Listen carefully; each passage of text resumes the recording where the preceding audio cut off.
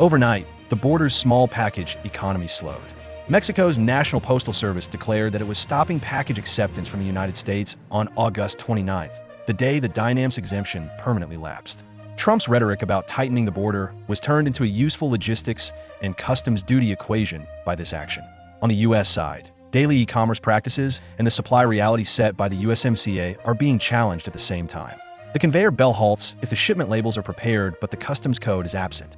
The initial hit was to family parcels sent to relatives in the United States and to micro-producers expanding through shipping in border cities. The long-criticized 800-ton duty-free entry zone was abolished when the exemption was removed.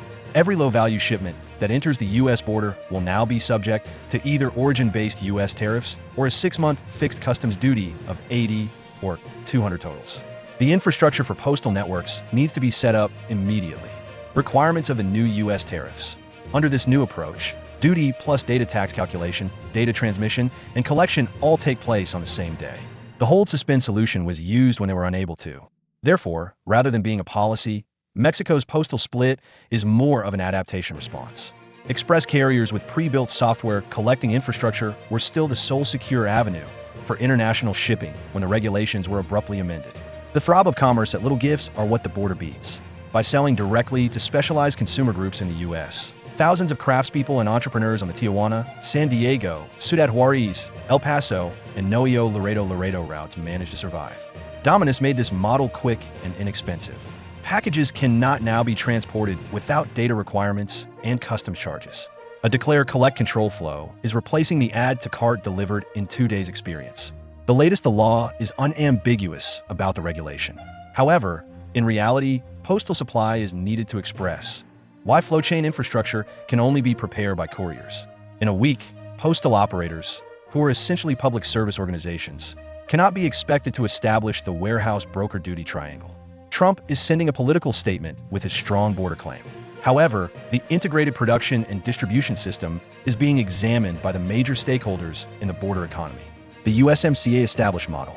Both sides of the border have manufacturing and sales cycles for dozens of categories, including medical supplies, textile accessories, automobile spare parts, and hobby electronics.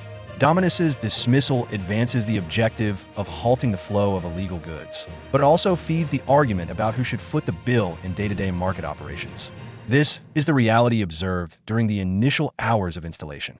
Sellers with a DDP already express contract or system are carrying on the current. There are more people waiting.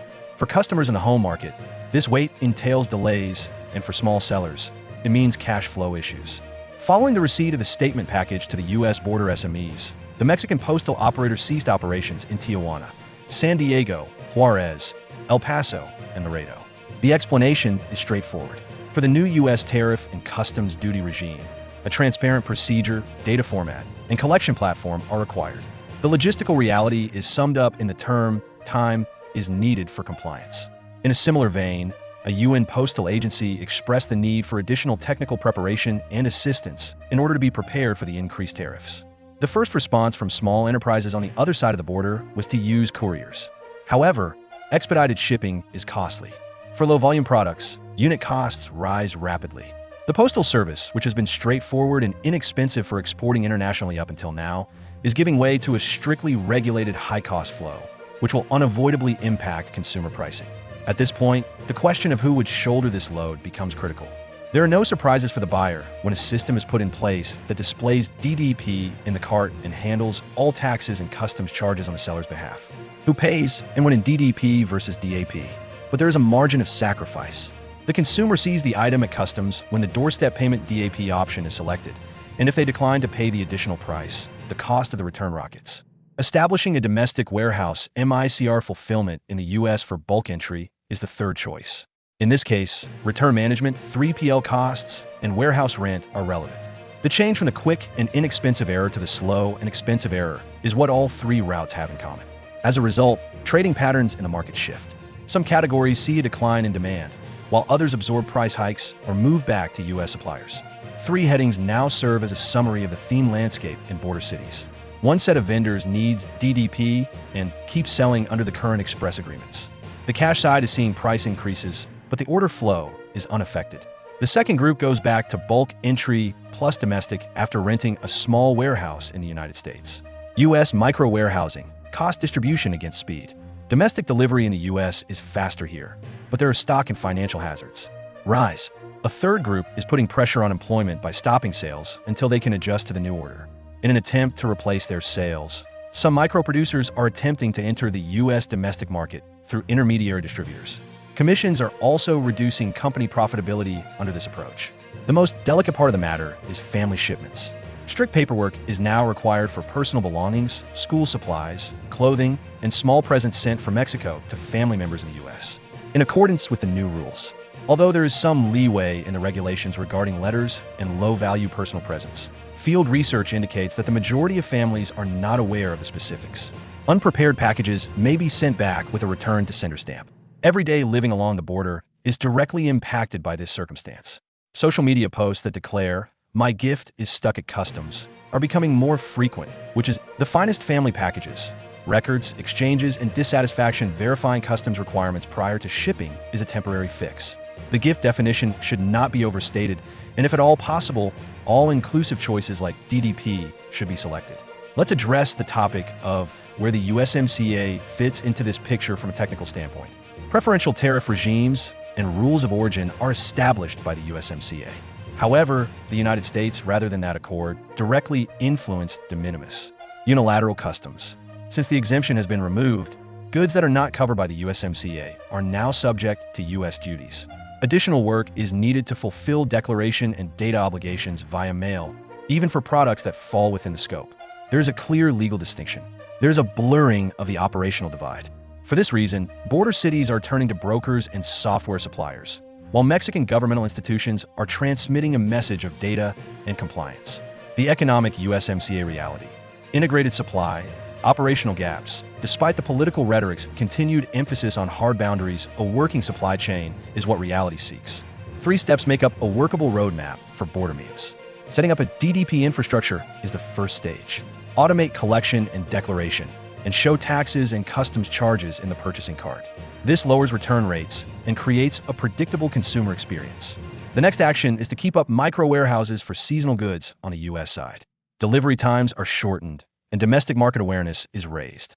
Adapting the product mix to the new regime is the third step. Reduce low-cost commodities that defy the $8,200 fixed customs tariff bands rationale and replace them with high-value goods. Although there is a fee associated with these 3 processes, they offer upfront pricing rather than unpleasant surprises with each order. Over time, they maintain business momentum. For major U.S. marketplaces, the situation is easier to handle. International shipping has been organized via major platforms. Platform advantage, clear pricing cart, years of 3PL networks to DDP. At the payment screen, they make taxes and customs charges clear. In this manner, they provide a clear pricing in the cart rather than a surprise at the door, while also absorbing the wave via warehousing and return networks. Small producers, however, lack this capacity. Thus, it is anticipated that the transition to the brand platform store U.S. warehouse model will quicken in the medium run. Due to economies of scale, platforms are able to provide 3PL services at lower costs. Hence, SMBs are likely to switch from the standalone international shipping strategy to the platform-based approach. It is important to consider the effects on the border labor market. When the flow of packages slows down, metropolitan areas close to the border encounter brief shocks to employment.